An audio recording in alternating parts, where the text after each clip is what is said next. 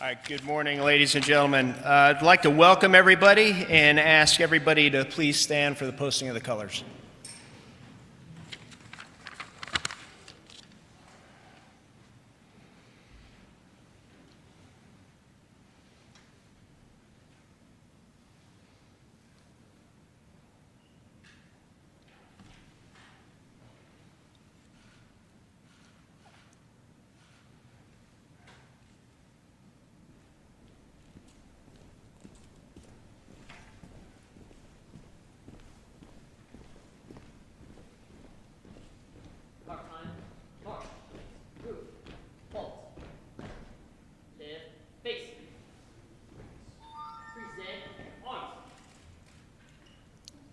Please join me as I recite the Pledge of Allegiance.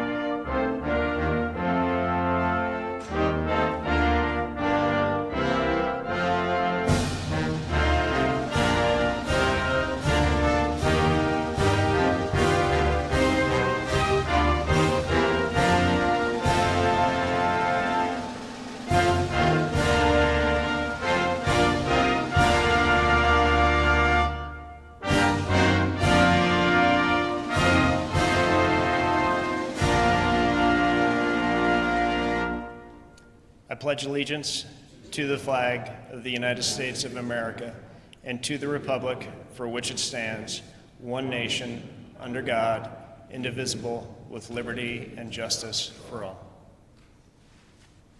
Order, arms. Right, face. Forward, march.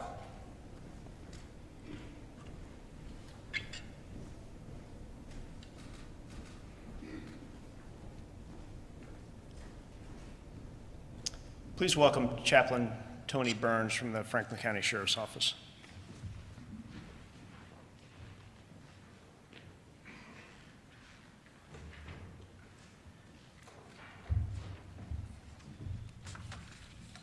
Shall we pray? Loving God and Father, we come together today to remember not just two buildings and the thousands upon thousands of Americans who lost their lives on this day, but we gather to remember the cause of liberty, the blessings of freedom, the joy of fellowship, of being Americans, and being bound together by a willful act of our choosing. You have blessed us to be together. And may what has occurred this day be forged in our minds and in our hearts. And may it, by your grace, cause us to remember how much we have to lose when we divide ourselves. Grant to us courage, faith, and favor, that we might be people who love you and love each other, so that this country may achieve the greatness that our founders caused us to be together. Bless us, strengthen us, courage, faith, and favor. This we ask in the name of him who lived and died for us all. Amen. There will be a moment of silence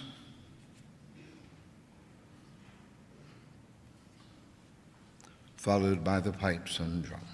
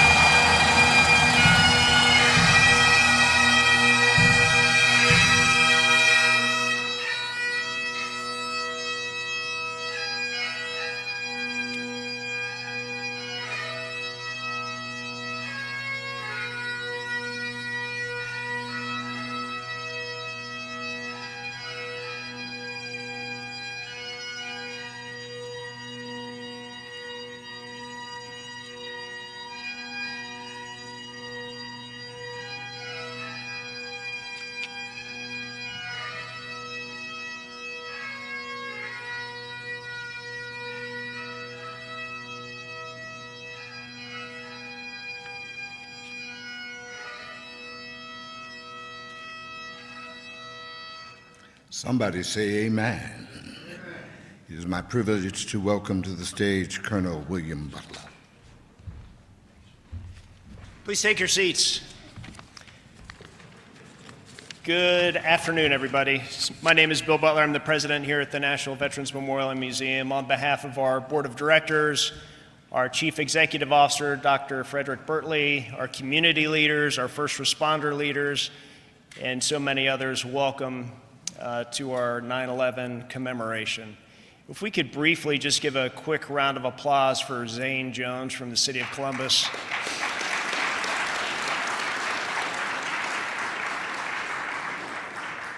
He organizes all of us, cats and squirrels, to get us moving in the right direction to provide a powerful testament and commemoration ceremony. So thank you, Zane.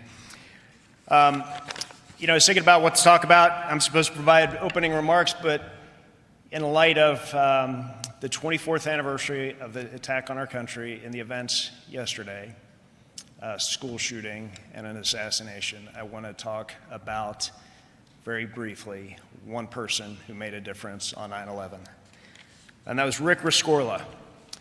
He immigrated from the UK after serving in the British Army for several years. He enlisted in our Army and attended basic training at Fort Benning, Georgia, where he also went to Officer Candidate School, Airborne School, and then he was assigned to 2-7 Cavalry, which was part of the 1st Cavalry Division at Fort Benning, Georgia.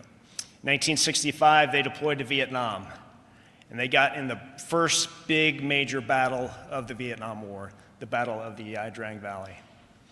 And it was made famous by Hal Moore's book, Lieutenant General Hal Moore, We Were Soldiers Once and Young.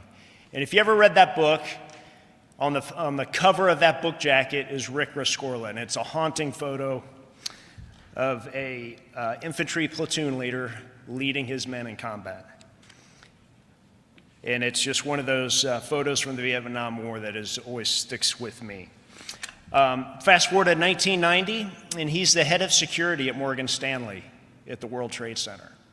And he knows there's going to be an attack at the World Trade Center at some point. That's just the environment that was in place at the time.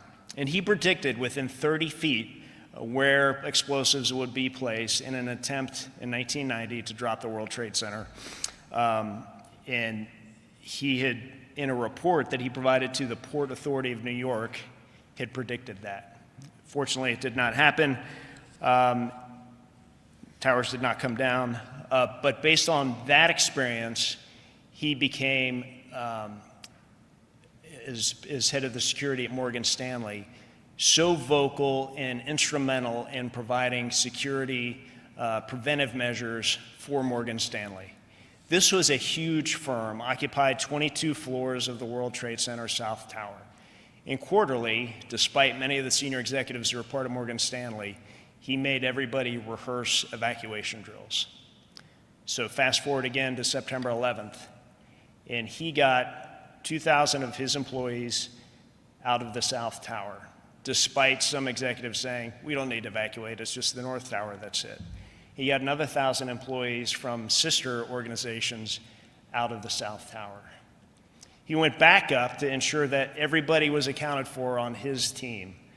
And then he was one of 12 others from his team who died that day as he was trying to gain accountability. So if you think, what can I do? I'm just one person. Use Rick Rescorla as an example on what you can do. All right, so now it is my great pleasure to introduce Stephen Stein, the president of the International Firefighters Association, Local 67.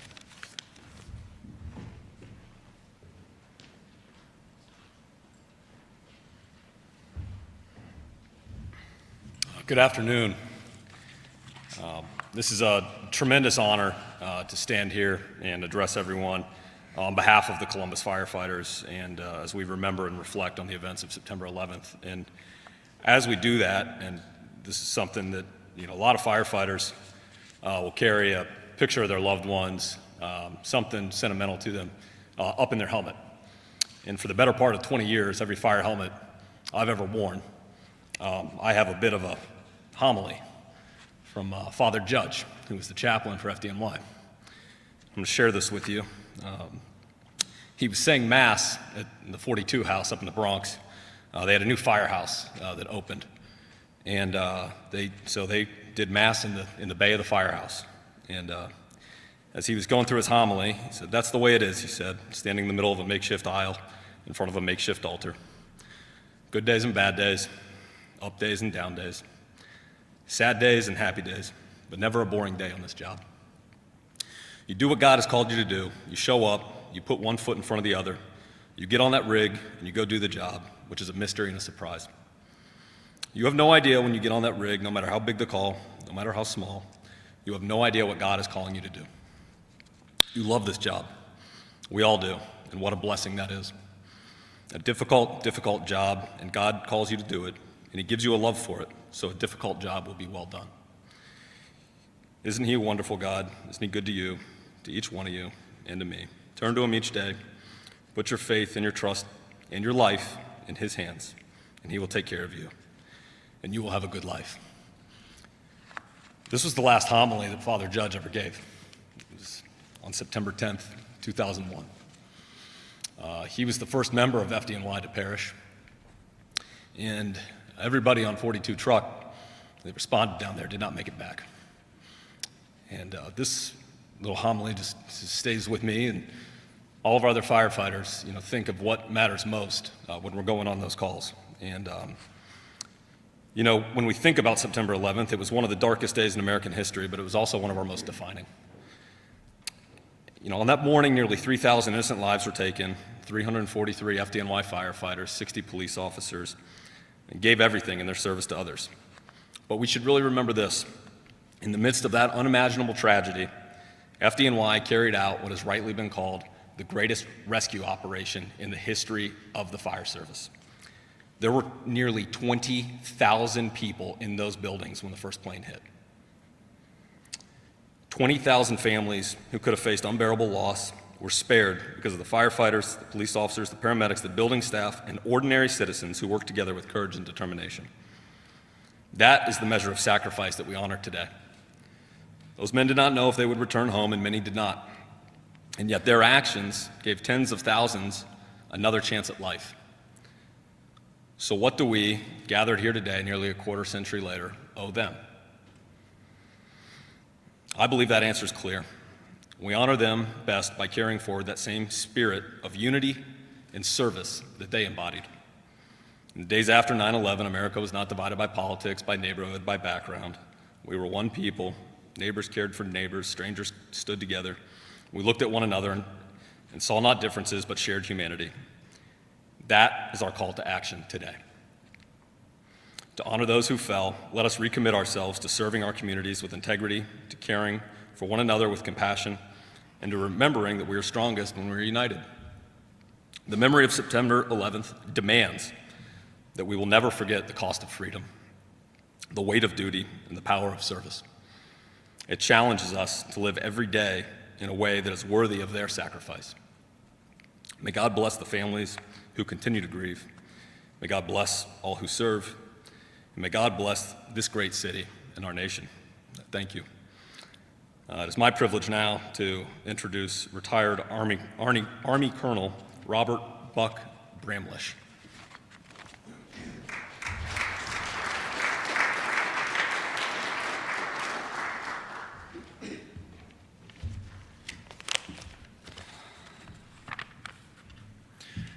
It is really an honor to be here today. I like this event when we come together because what you'll find by the time the last speaker has spoke is we have small different stories, but they're all cut from the same fabric. There is so much unity here. On behalf of the Franklin County Veteran Service Commission, thank you for participating. My thoughts to share today center around the initial shock, sympathy, heroism, and going forward. And in the context of the attack on 9/11, these are not independent, but they're overlapping. There was a shock that we all experienced during the early hours of the attack. And it doesn't compare to the shock and those that wondered if their loved ones were involved, injured, or even worse.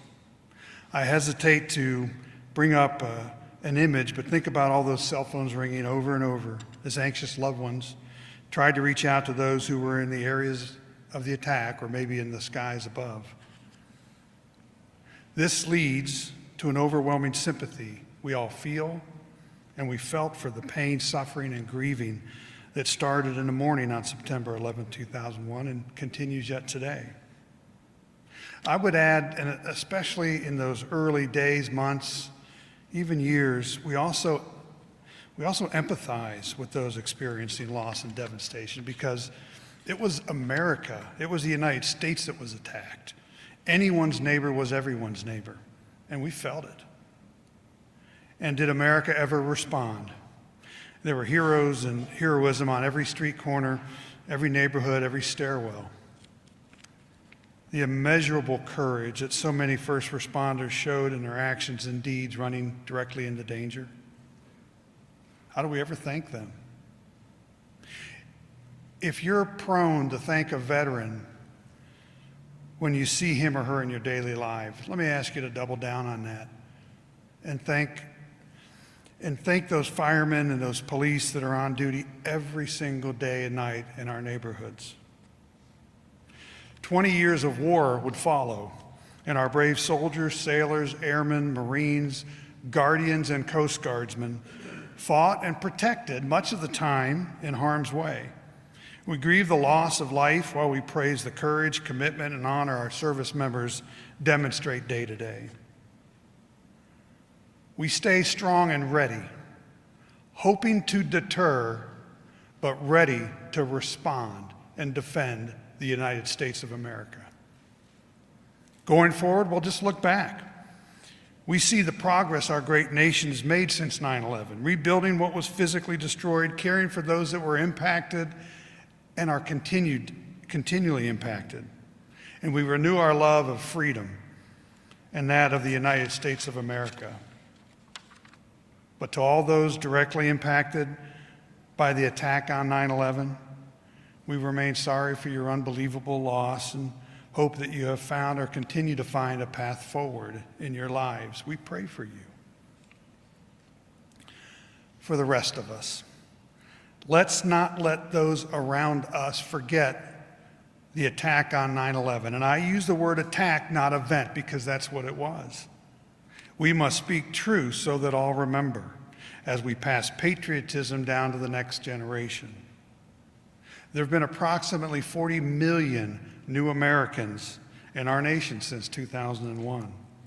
Let's be sure we help them understand this horrific attack and the American spirit that continues to abound. And then I end my comments by simply speaking my belief and hope for America. We will endure and we will continue to be the shining light. Thank you for being with us today. It is truly my pleasure to introduce, I think, every Columbus citizen's friend, Councilmember Nancy Dayakower, Columbus City Council.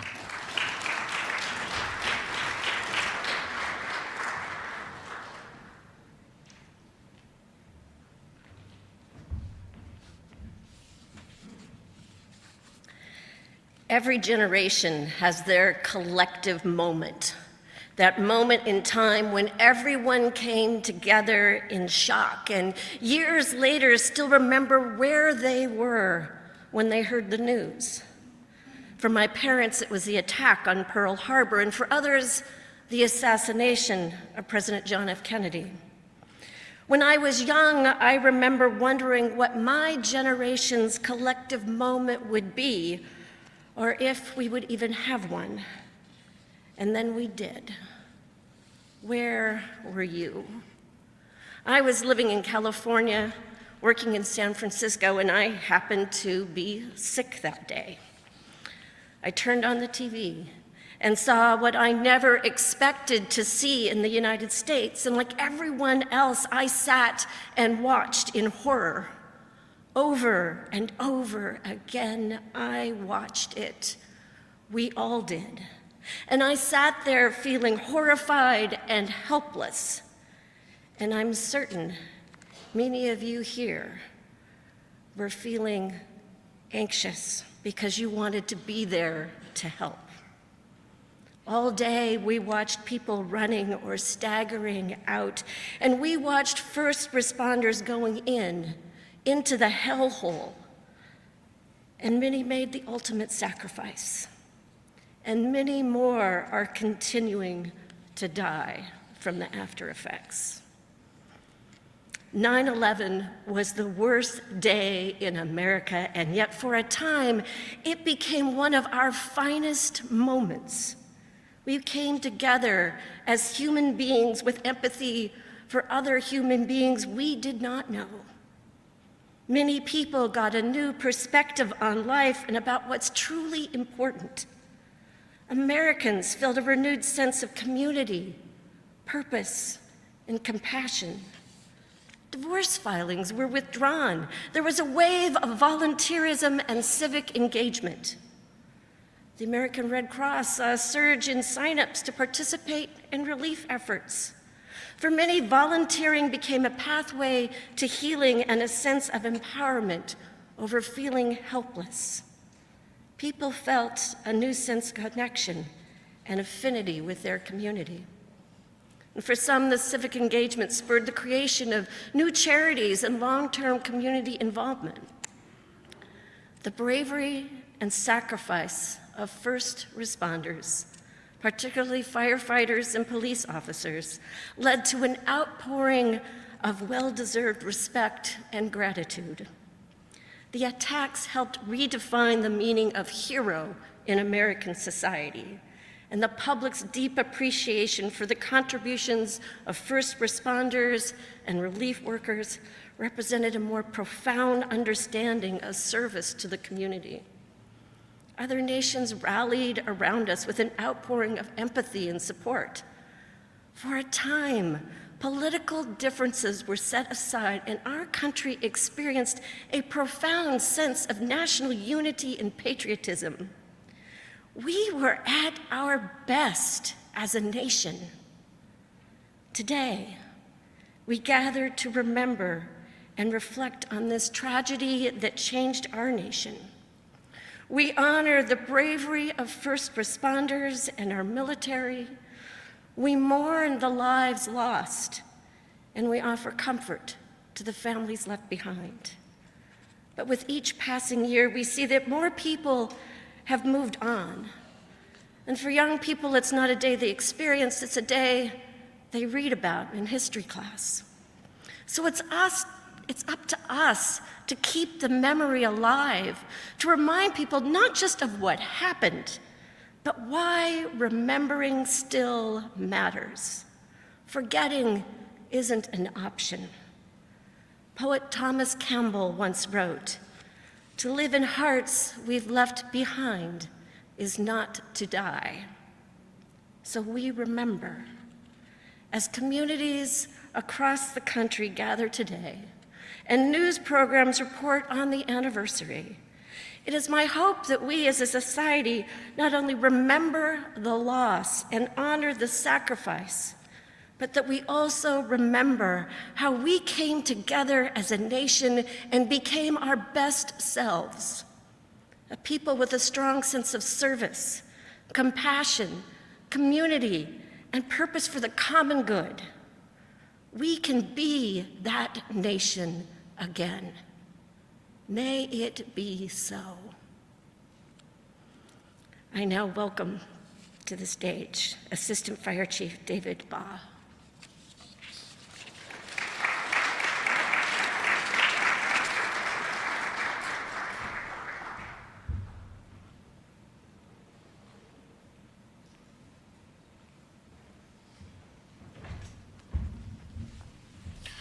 Good afternoon. Thank you for joining us here today to remember this fateful day. If you stop by a New York firehouse, you may see a makeshift memorial of those lost on September 11th. You may see a list of names on the side of their truck. Then you will see the words, "Never forget," and the numbers 343. This ceremony supports our commitment to never forget the 343 FDNY firefighters that died that day. Sons, fathers, brothers, uncles, friends, all fallen firefighters. A haunting video records the first plane striking the World Trade Center over the shoulder of a firefighter working another scene. They immediately respond. They head into harm's way. They begin what many have called the greatest rescue operation in the history of the fire service. Many stories have been told of the response of that day. They all focused on the fact that firefighters had a job to do, and they were there to do it. Trucks responded with more firefighters than were assigned. As the incident occurred at shift change, many were going off duty, but decided to stay on the rig and help with the response. In some cases, every firefighter assigned to a station were lost that day. At the scene, officers and firefighters calmly walked toward the building. It must have been chaos to a normal person, but for FDNY firefighters, it was time to go to work. They provided calmness to the chaos. Now was the time to perform. FDNY's chaplain was the first casualty. He had been hit by a person who decided to jump instead of face the flames. Other firefighters carried his body to a nearby church. As America watched on TV, the attack continued.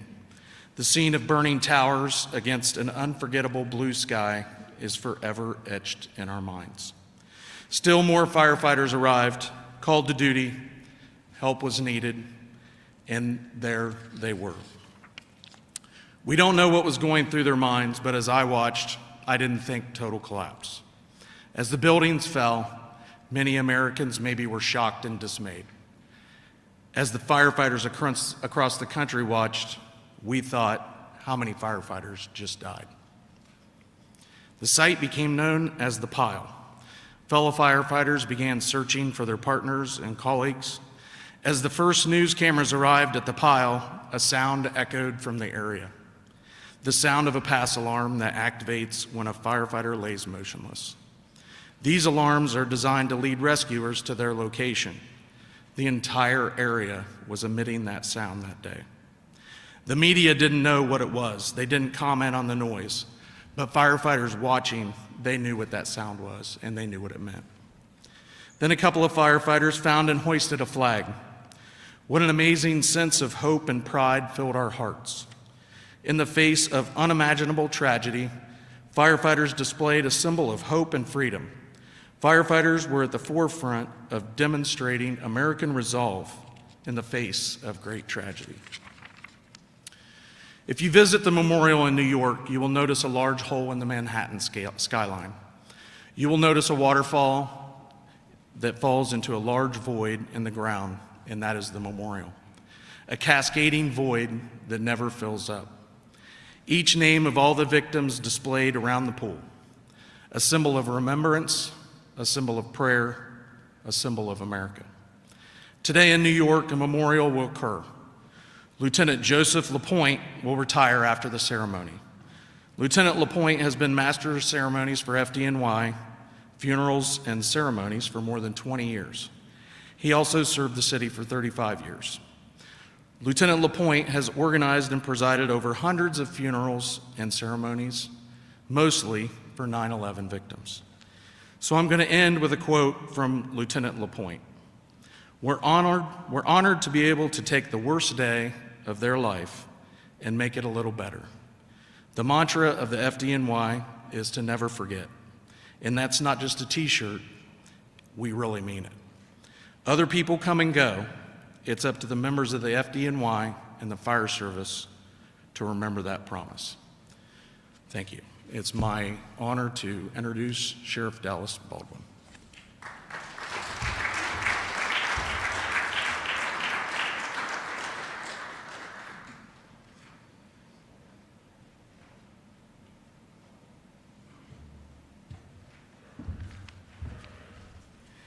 Good afternoon, and thank you for the invitation, Colonel. Appreciate it being here. The Veterans Memorial and Museum is a wonderful place. Appreciate being here every time. When I told my wife I was actually invited to speak today, she suggested that I ask one question of everybody, and do you remember exactly where you were when 9/11 hit? For my wife, she was actually in a dental chair watching all the events unfold on TV. My son was in the Columbus Division of Police Training Academy, very proud that he made it. My story is a little bit different. I actually did not know that 9/11 occurred until about 9/13. I was in northern New Mexico on a hunting trip, and we were out of communications. And you can imagine when we got back to our ranch, the camp on 9/13 to find out what had occurred. It's quite a shock. Everybody didn't know what to do.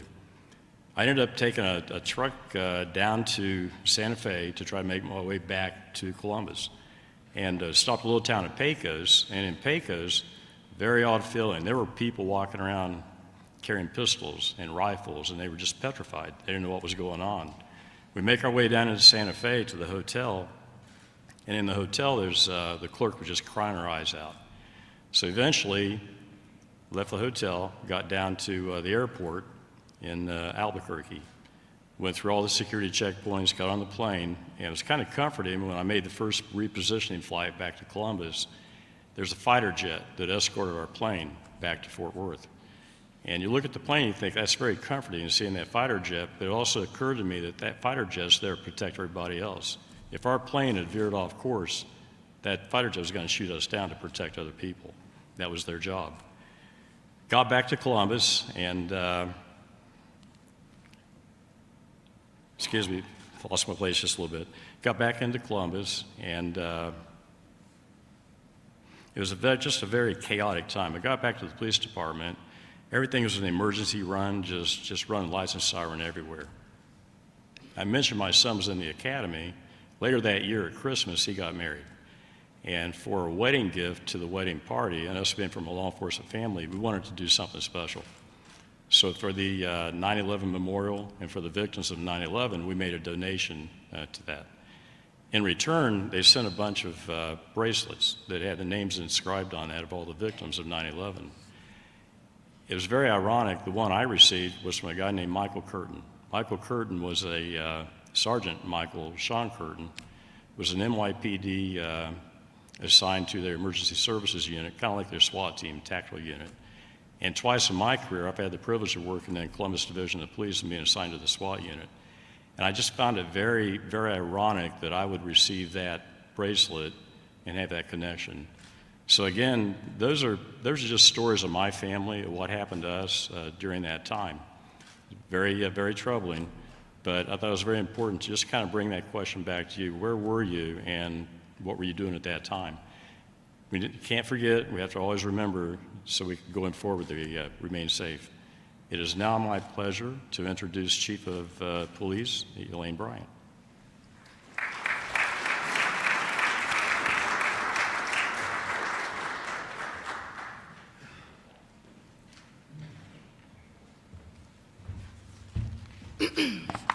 Good afternoon. Thank you all for being here. On behalf of the Columbus Division of Police, it is my honor to welcome you to this day of remembrance.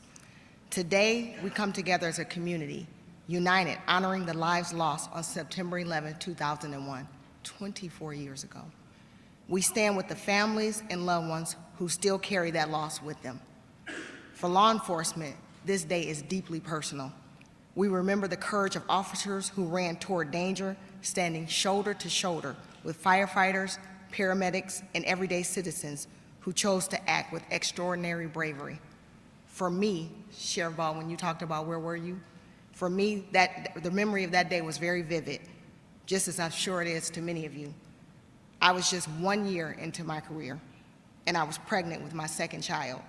I remember driving into work, listening to the news, and feeling a whirlwind of emotions, shock, uncertainty, and grief, but also an overwhelming pride in being part of public service.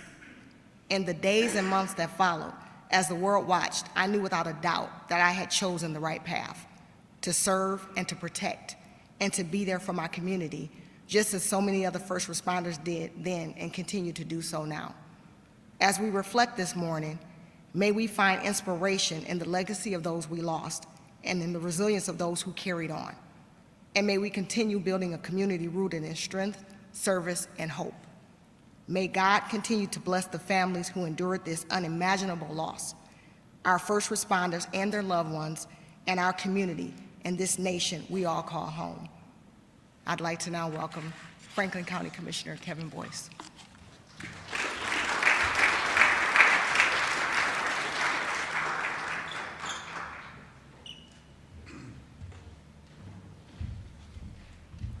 Good afternoon. I'm Franklin County Commissioner Kevin Boyce, and on behalf of my colleagues, Erica Crawley and John O'Grady, I'm humbled to join you in the solemn remembrance and occasion. Each year on this day, we pause to honor nearly the 3,000 lives that were lost on September 11th, 2001, and forever remember their names, their faces, the moment, and their beyond. We remember the bravery of the first responders, the courage of the passengers aboard Flight 93, and the sacrifice of service members who stood in defense of our great nation. But today I want to reflect on something different, and that's the legacy of the resilience that emerged in the aftermath. September 11th was a moment of unimaginable loss for all of us, but also revealed the very best of the American people. Like so many of you, I remember very vividly that fateful morning. Watching the images unfold, unsure of what would come next, my first instinct was to call my family. I thought of my father, who served in the Marines during Vietnam, and I knew what his advice to me would have been. Stay calm, take care of your people, and remember to do what's right. And that's why remembrance must also be about looking ahead. My father's generation wore the great uniform. My generation carried the responsibility of guiding our communities through much uncertainty. And now my son's generation must decide what kind of nation they want to inherit and, more importantly, build. Here in Franklin County, we honor this legacy not only in remembrance, but in action, by supporting our veterans and our military families, investing in public safety, and ensuring that our first responders have the tools that they need. Our community strength is measured not just by how we remember, but how we serve. And in that service, we carry forward the legacy of those who lost their lives on September 11th. Let me conclude by saying that we live in extraordinary times, but it's a time that challenges each of us to think of how strong we are as a nation, as one. Reflect, remember, but more importantly, it's our job to write the next chapter of this great American story. Our history is the history of humanity, and it's up to us to write what that looks like for our future. It's my pleasure today to introduce now my friend, your city attorney, Zach Klein.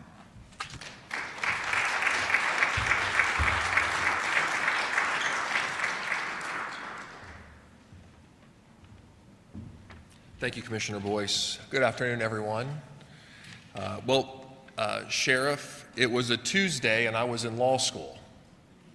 And back in 2001, everyone had cell phones, but they were pretty entry-level models of cell phones. And it was a beautiful day, very much like this. And I remember being in class in the morning and my phone didn't vibrate. So it either was a ringer or it was off. And I got out of law school class, Sheriff, and flip open my phone, flip phone, and had all these missed calls. And I'm like, what in the world is going on, right? So walk down to the school cafeteria, gathering space for all the students, and everyone's gathered around the television. Now, by that point, the first tower was struck, and I watched the second tower get struck, and then the towers come down, and of course, the loss of life in Pennsylvania and the District of Columbia at the Pentagon. And we had class that afternoon where the professor in live time on Tuesday, September 11th, 2001, posed a question, not knowing what the future holds, obviously. I was like, how will this event define America? Maybe it'll have a little impact. Maybe it'll have a lot. How will this event define the world? Maybe it'll have a little impact. Maybe it'll have a lot. And I think we know the history that has happened since 2001 and the countless number of lives that have been lost, both on the day of September 11th with first responders and innocent civilians in the 3 attack zones, New York, Pennsylvania, and the District of Columbia, but also the theaters of war in Iraq and Afghanistan, and the countless number of lives lost there, but also the injuries that have taken place. And President Stein, I read this morning that unfortunately today, more first responders in New York have died since September 11th because of September 11th related illnesses than on September 11th itself. Just today, or just yesterday, they passed that over, which is a tragic reminder of the pain and suffering that happened on one day that continues to live with people for generations. So I'd like to take a moment, as many speakers before me have, to remember September 11th and those that have lost their lives, but also remember the sense of pride that we had as Americans on September 12th and beyond. And Colonel Bramlish, it is interesting that there's a lot of recurring themes that percolate through different speakers' events. That actually, while it may be boring for the audience to hear the same sort of thing over and over again, I actually think it's encouraging in a time where we may feel like the world or America is broken, or that there's lack of patriotism or love for your fellow American, that the fact that disparate speakers of all walks of life are coming together to hearken back to that time of love and respect that started on September 12th and that continued for weeks and years beyond. The fact that we have all come together to remember that gives me optimism that even in the darkest times, there's light and hope ahead, because we are a wonderful country, that we do love each other, we do believe in each other as Americans. And I think about this twice a year, September 11th, and how that enduring legacy can always be with us. And I also actually think about it on Martin Luther King Day, because we all come together and talk about King's legacy on one day when we should be thinking about that legacy every day. And September 11th is no different than that. That love of patriotism should stick with us every single day, despite what happens in our own world events or our own American events. And that's a charge that we have with each other. And only we can be responsible for ourselves, but we can take that charge, grab our neighbor's hand, even if we disagree with them and love them, and remember the sense of Americanism and pride that we had following September 11th, and the renewed spirit to make our country better. So at this time, I'd like to bring up my friend Dr. Frederick Bertley, who is the president and CEO of COSI, but also the CEO of the National Veterans Memorial and Museum. Dr. Bertley.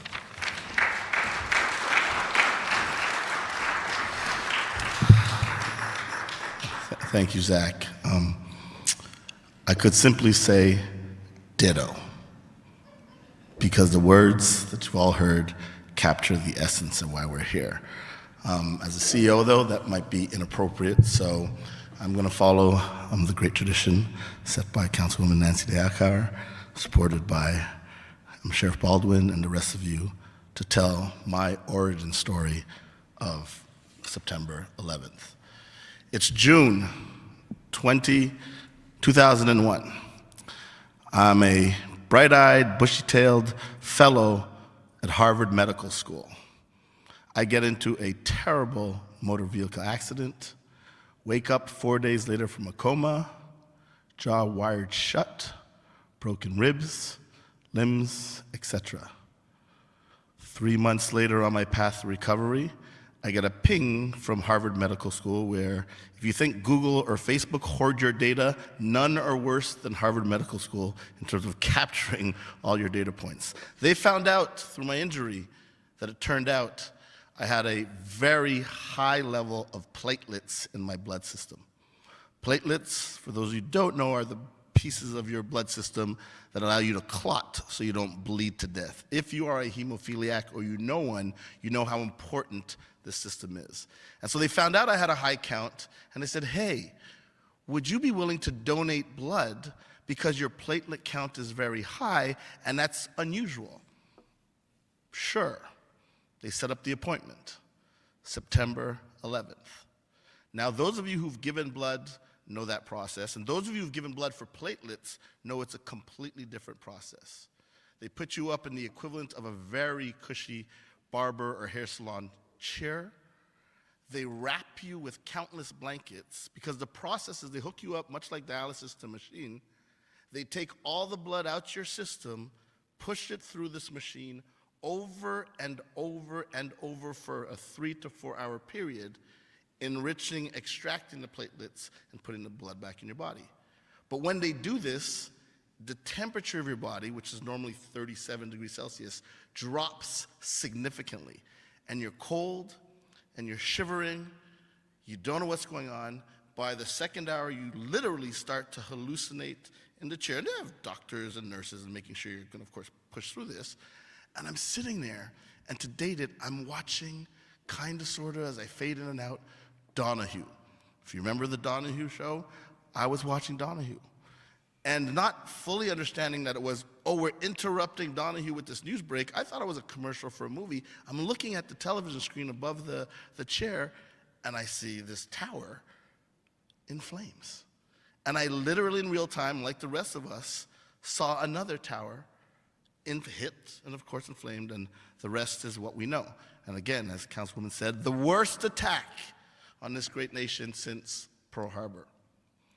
Well, a quarter of a century later, I find myself here in the honorable position of working with Colonel Butler and a great team at the National Veterans Memorial and Museum to be the CEO.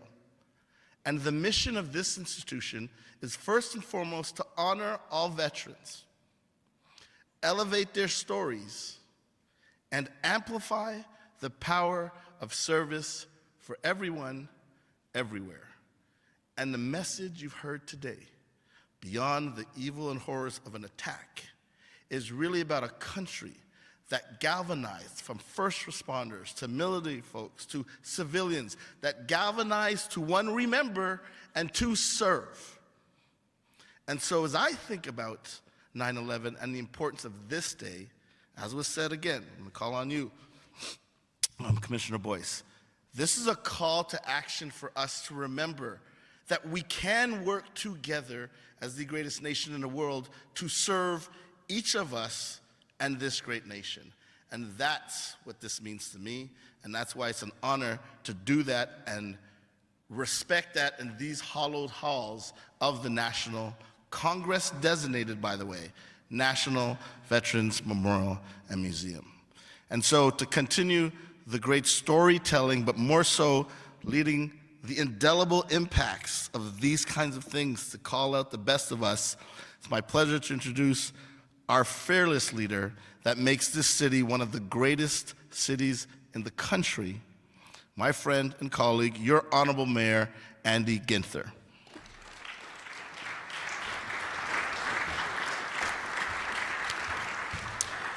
Thank you so much, Dr. Bertley, and thank you all for joining us here today. It means a great deal to this community that you all have joined us,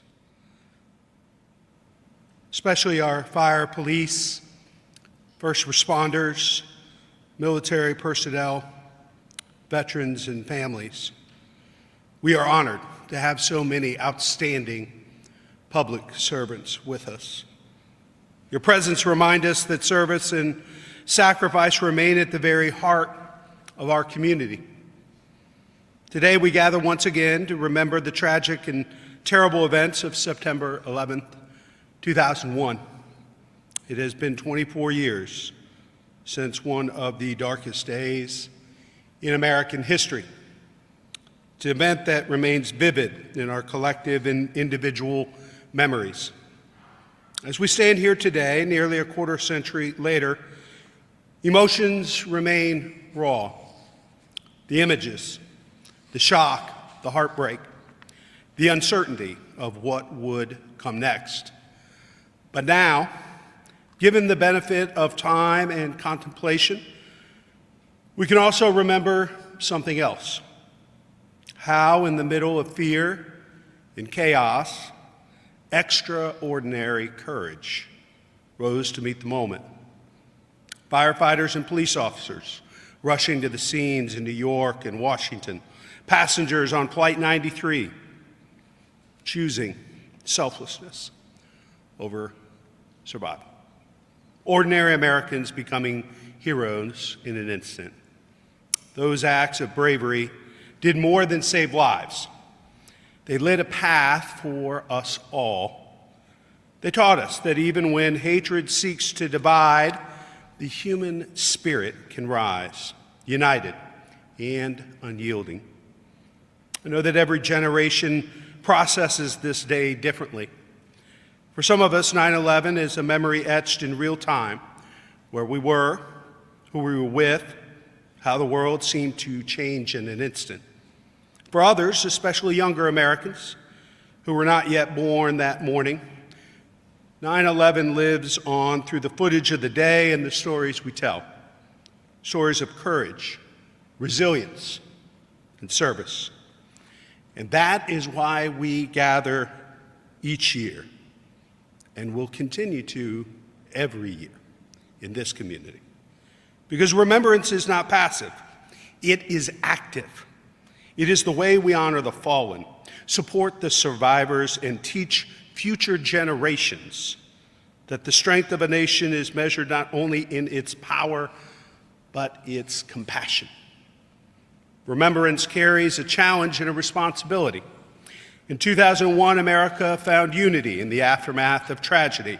Political divisions faded and neighbors leaned on one another.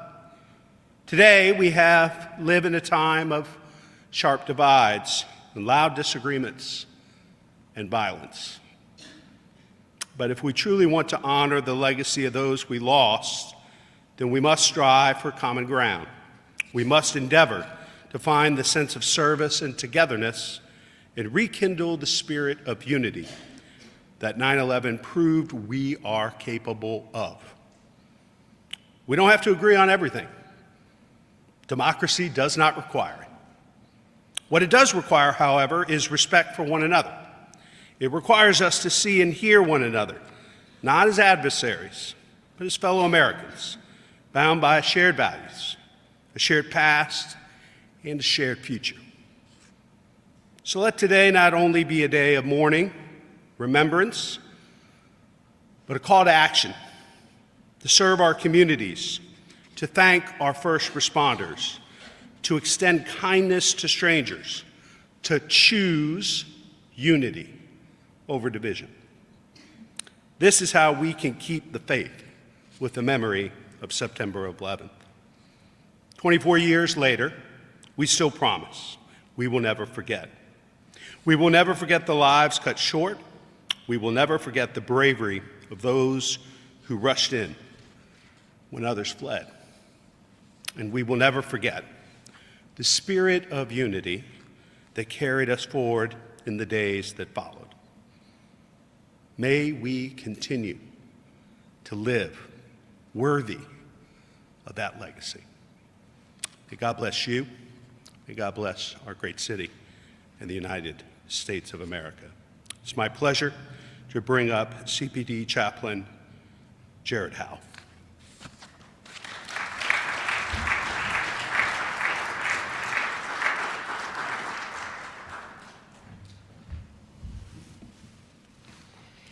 If you would join me in a moment of prayer by bowing your heads.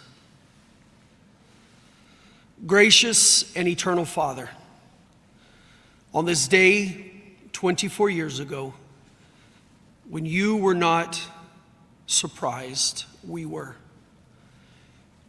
You hold in memory every soul that was lost, but today we have gathered in remembrance that we not forget. We are united by grief, resilience, and hope. Together we honor the lives lost on September 11, 2001. Mothers, fathers, sons, daughters, friends, neighbors, and heroes. We remember those who ran toward danger so others could escape it. Firefighters, police officers, paramedics, and citizens who became rescuers in a moment of unimaginable darkness. Lord, we give you thanks for their courage. We give thanks for the strength of families who continue to carry the weight of loss. And we give thanks for the first responders and public servants in our midst today who carry on the legacy of service with humility and heart. As we depart from this place, may we not forget the pain, but also not forget the unity. Not forget the devastation, but also not forget the determination that followed. May the memory of this day inspire us to live with purpose, to serve with honor, and to love with compassion. Grant peace to those who still mourn. Grant strength to those who still serve. And grant us all the wisdom to choose unity over division, love over hate, and hope over fear. Bless this city, this nation, and all who dwell within. We ask this in your holy name. Amen. If you would welcome back to the stage Colonel William Butler.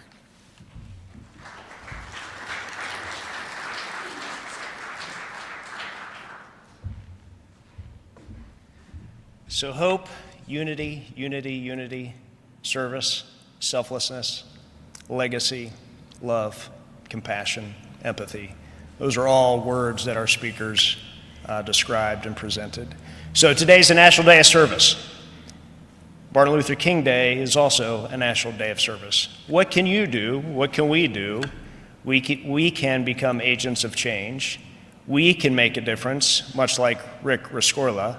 One man made a difference, saved 3,000 lives. So I would encourage everybody, challenge everybody to go out and make a difference today and every day. Serving your community is serving your country.